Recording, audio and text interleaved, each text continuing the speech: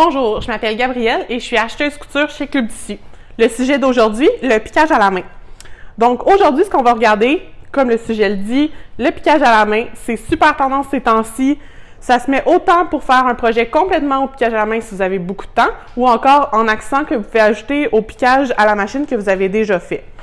Donc, vous allez voir, on a aussi un article de blog qui vous montre plein de super beaux exemples. Je vous invite vraiment à aller les voir, ça va vraiment vous inspirer. Puis en même temps, on va vous rappeler tout le matériel que je vais vous présenter aujourd'hui, puis les différentes techniques. Sinon, si vous avez des questions au courant de la vidéo, on est aussi en direct pour répondre à vos questions. Donc, gênez-vous pas, en commentaire, posez vos questions. Puis en même temps, dites-nous s'il y a d'autres sujets que vous aimeriez qu'on filme dans les prochaines semaines. Donc, c'est parti! Vous allez avoir besoin pour faire du piquage à la main, bien sûr de tissu, d'un projet à piquer.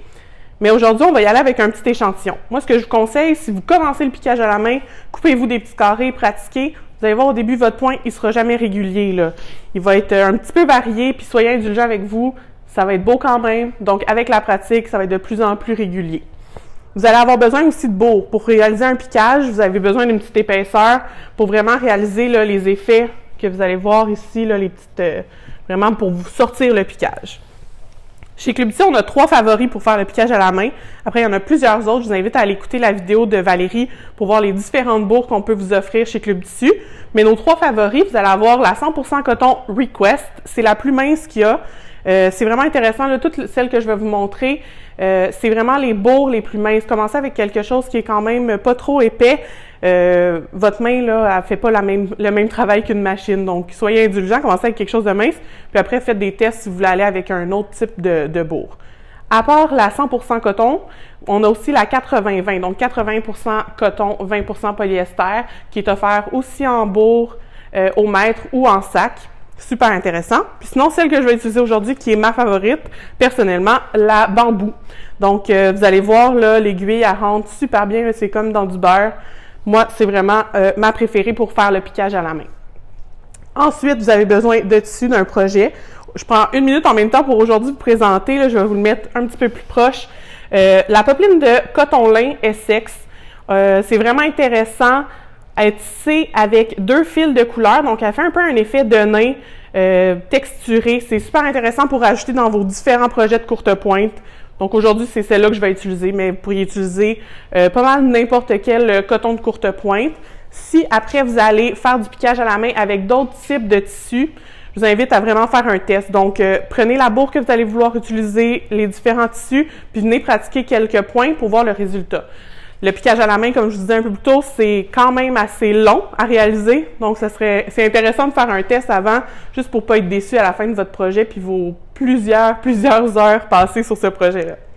Donc, maintenant qu'on a le tissu, on va passer au marquage. Que ce soit du piquage à la main ou du piquage à la machine, vous allez venir marquer où est-ce que vous voulez piquer. Il y a aussi le piquage libre que vous pourriez faire, c'est super intéressant aussi. Mais sinon, on va venir vraiment marquer notre tissu pour pouvoir avoir un guide quand on va être rendu à faire le piquage. Je vais vous présenter 3 petits outils pour faire du marquage sur votre tissu que nous, on aime beaucoup en courte pointe. Vous allez avoir tout d'abord, là, on va utiliser une règle. On va travailler avec des lignes aujourd'hui, mais vous pourriez y aller vraiment avec un autre type de motif, un peu plus en courbe. Le piquage à la main, il nous fait beaucoup penser là, à la broderie Sashiko. Fait que je vous invite vraiment à aller sur les différents sites internet puis taper Sashiko puis voir, il y a plein de patrons qui sont disponibles, ça peut vraiment vous inspirer. Donc, y aller vraiment plus en courbe. Ça, c'est un autre type de piquage, mais aujourd'hui, on va y aller vraiment avec la ligne droite pour pratiquer.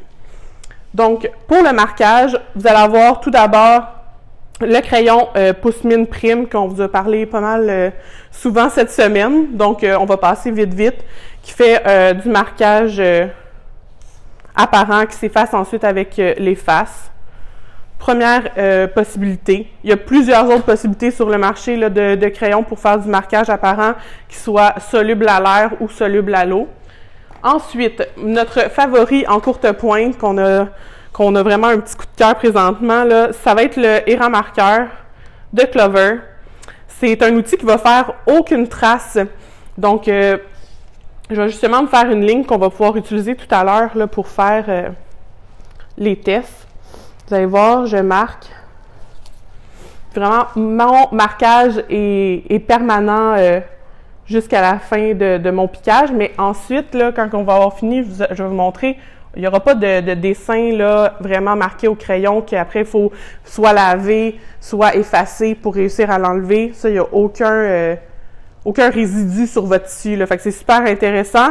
Faut vraiment l'utiliser avec une bourre. Je vous dirais qu'un coton directement dessus, ça se travaille un petit peu plus difficilement, là, mais pour la courte pointe, outil à vous procurer, vous ne pourrez plus vous en passer.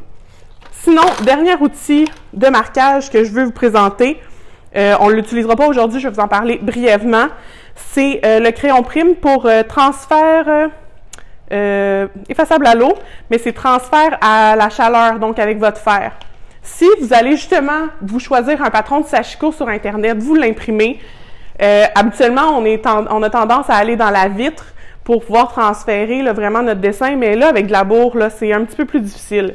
Donc, ce crayon-là, ce qui est intéressant, c'est que vous allez pouvoir venir repasser par-dessus votre motif, le transférer partie dessinée sur votre tissu, passer le fer sans vapeur quelques minutes, puis ensuite, quand vous enlevez le tissu, vous avez tout votre marquage qui est placé. Moi, c'est ce que j'ai utilisé pour réussir à faire vraiment mon effet Sashiko en courbe. Fait que c'est un produit super intéressant pour ça, qu'on utilise aussi beaucoup en broderie quand vous voulez transférer vos patrons de broderie. Encore une fois, la broderie peut être super intéressante comme point pour le piquage à la main. Si jamais vous êtes sur un projet fini de courte pointe puis que vous voulez venir faire votre piquage, on va vraiment vous inviter à soit venir coller avec une colle temporaire votre tissu à votre bourre, y aller avec la vapeur, ou encore utiliser là, des petites épingles comme ceci que Caroline vous a présenté, les petites épingles bédaines comme on aime les appeler. Donc venir l'épingler pour être sûr que ça ne bouge pas quand vous allez venir piquer. Là, je suis avec un petit morceau, donc je vais passer cette étape-là pour cette fois-ci. Donc maintenant qu'on a fini notre marquage, on est rendu au piquage. Je vais vous présenter les divers outils que vous allez avoir besoin pour faire le piquage avant de s'en aller aux techniques directement. On va ranger la règle. Vous allez avoir besoin, bien sûr, de fil. Dans le piquage à la main dit traditionnel, on y va souvent avec un fil un petit peu plus fin. Donc, nous, on vous propose, là, si vous voulez aller avec un fil un petit peu plus fin, le Gutermann pour piquage à la main.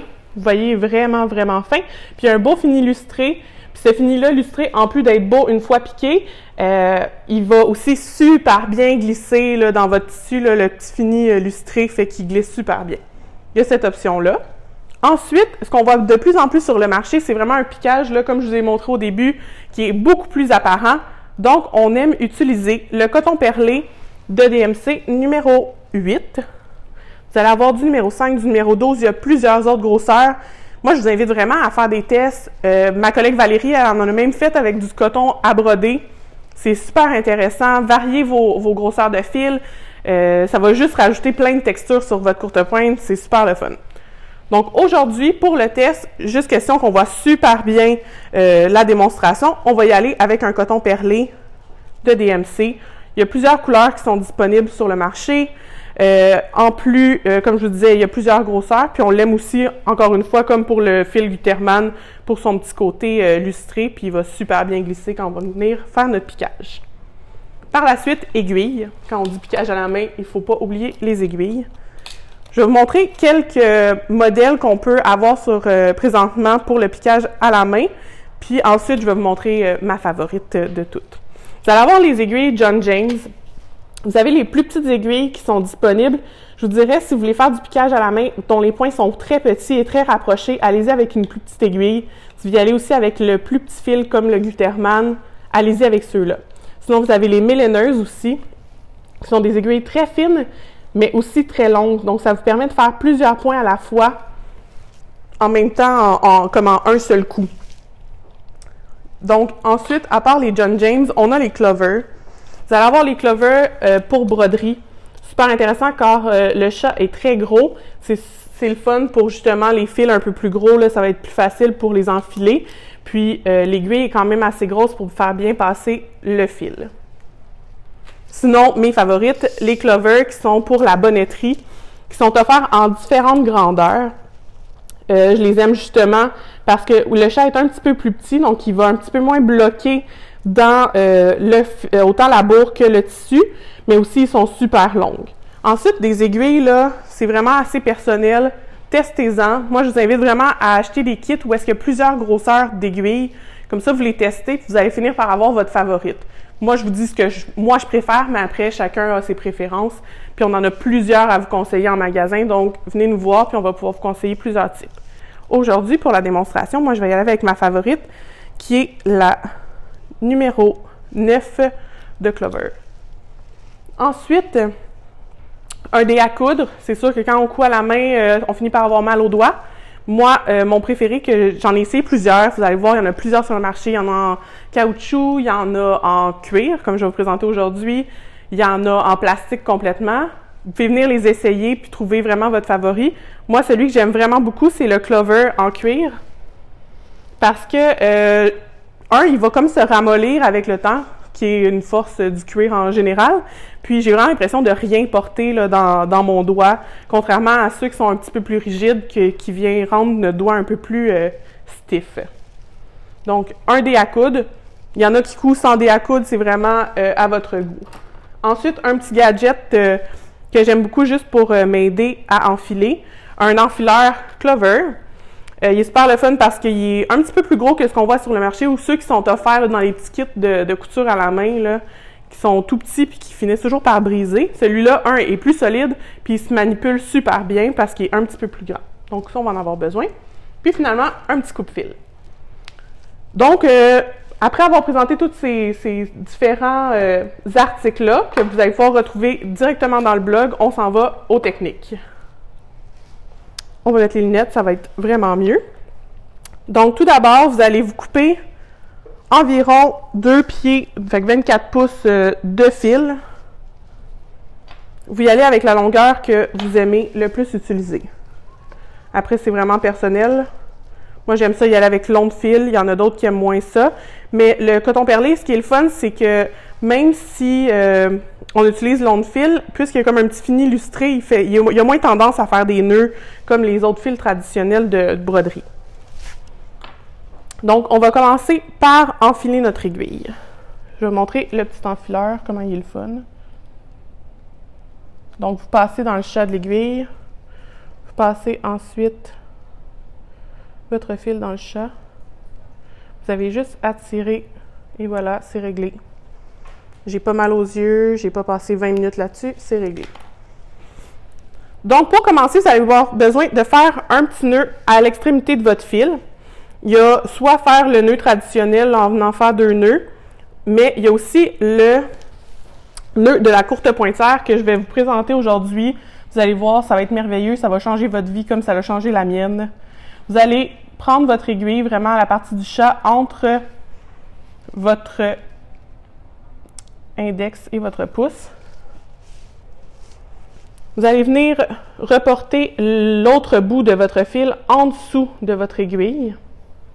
Et avec l'autre restant, vous allez venir faire des tours autour de votre aiguille. Si vous y allez avec un fil un petit peu plus petit, je vous conseillerais 2 ou 3 tours, mais là, comme notre fil est quand même gros, on peut y aller avec 1 ou 2 tours, c'est amplement.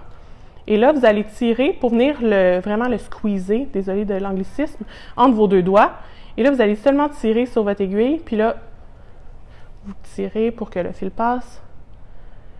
Et voilà, mon nœud est fait en un seul coup. Donc, si vous voulez le revoir, moi, je vous conseille de retourner la vidéo un peu plus loin. Et on part. Avant, on va venir couper le petit restant, fait qu'on ne laisse pas beaucoup là, après le nœud, là, très peu de fil. Là, on va suivre notre ligne que j'ai faite ici.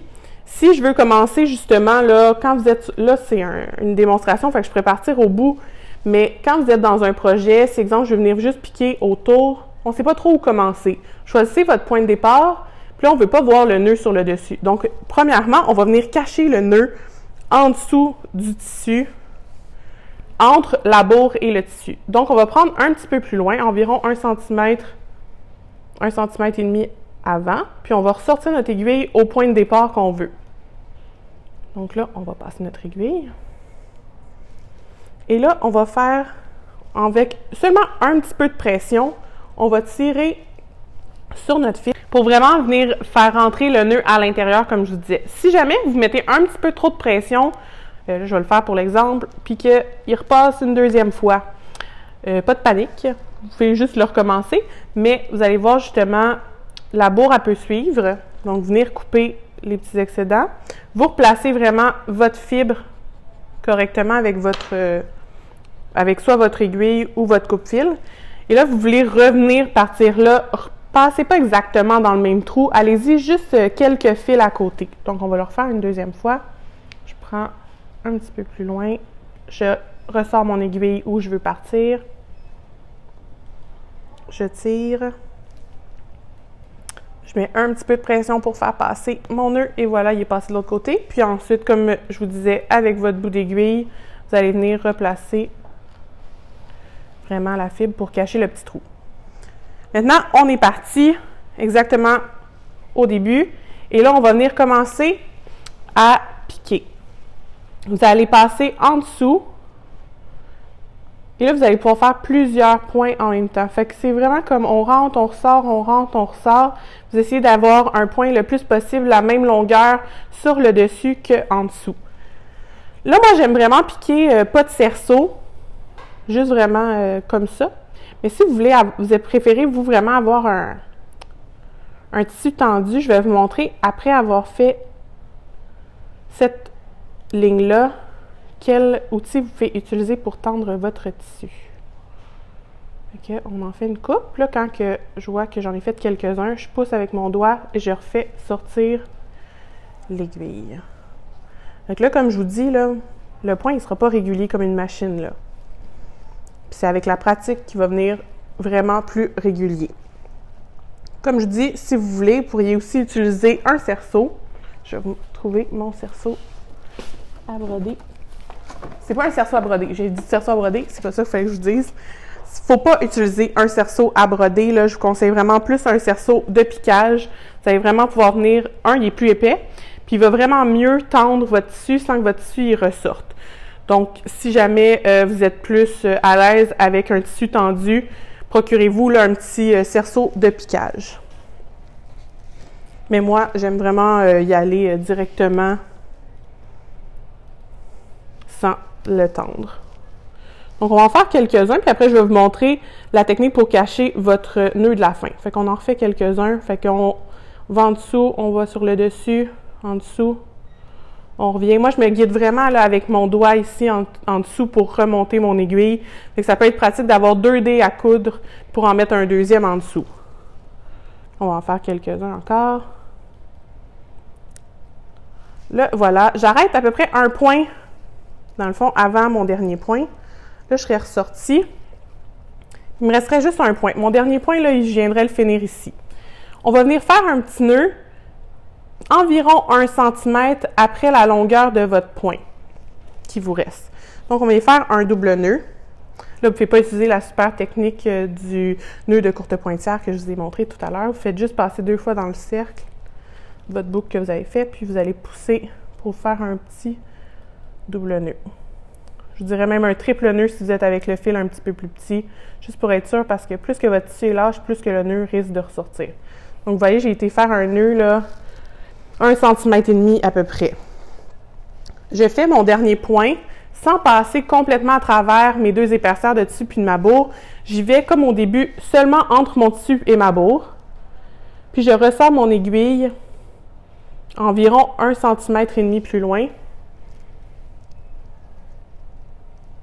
Et encore une fois, je vais tirer avec un petit peu de tension pour passer le nœud de l'autre côté. Là, vous voyez, je ne vois ni le début ni la fin de mon point. Je viens couper très, très proche du tissu. Puis là, je vais venir tirer un petit peu mon tissu pour que le fil aille se perdre entre mon tissu et ma bourre. Puis je vais venir gratter pour être sûr qu'on ne revoit pas le point. Donc, et voilà, vous avez un point. Qu'il soit droit ou qu'il soit plus en courbe, c'est la même technique. Je vais vous montrer une dernière petite technique qui est super intéressante. Si jamais vous voulez seulement faire juste des petits points, moi j'aime beaucoup ajouter seulement des petits X sur ma courte pointe à quelques endroits. Donc, je vais refaire pour ceux qui avaient besoin de revoir une deuxième fois, le nœud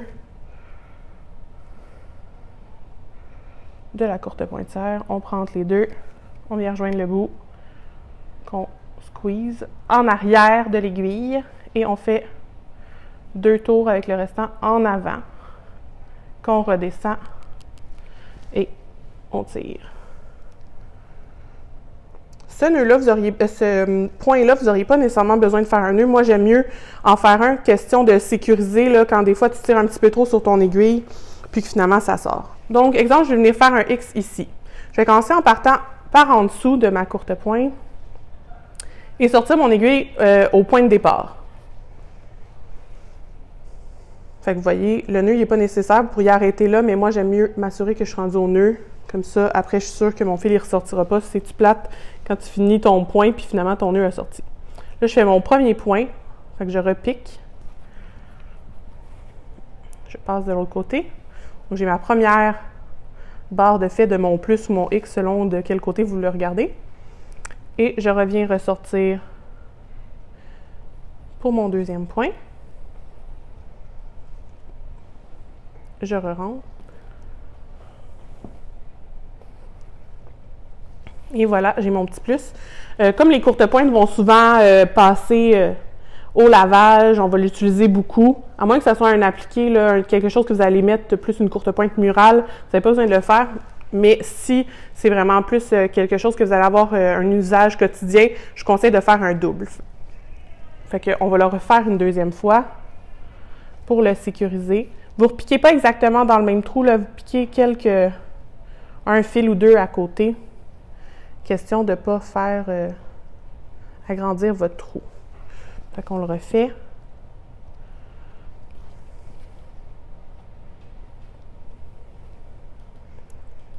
On ressort.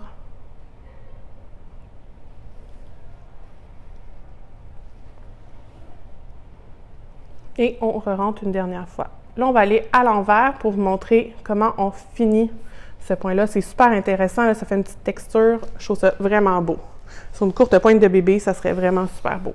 Donc, de l'autre côté, là, mes fils se sont un peu mélangés. Je vais les replacer correctement. Où est mon fil de début?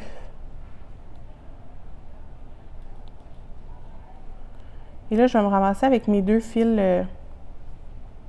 celui avec lequel j'ai commencé, qui était avec mon nœud, qui a pris dans tout, et mon autre fil restant, puis je vais venir faire seulement un double nœud. Ça va faire comme un petit, une petite queue qui va ressortir de l'autre côté.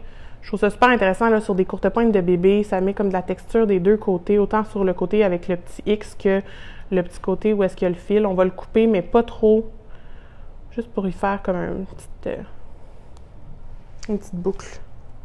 Fait qu'on vient couper. Et voilà. Donc, d'un côté, vous avez comme une petite boucle, puis de l'autre côté, vous allez avoir un petit X. Donc, c'était les techniques que j'avais à vous montrer aujourd'hui. J'espère que vous avez apprécié. Honnêtement, il y a plusieurs autres points que vous pourriez utiliser. Je vous invite vraiment à vous référer autant des différents points de broderie qui peuvent être super intéressants, des points de sashiko. Si vous avez des questions, gênez-vous pas, référez-vous à l'article, posez vos questions en dessous de la vidéo ou encore en dessous de l'article directement sur le blog. J'espère que vous avez apprécié. Bonne fin de journée.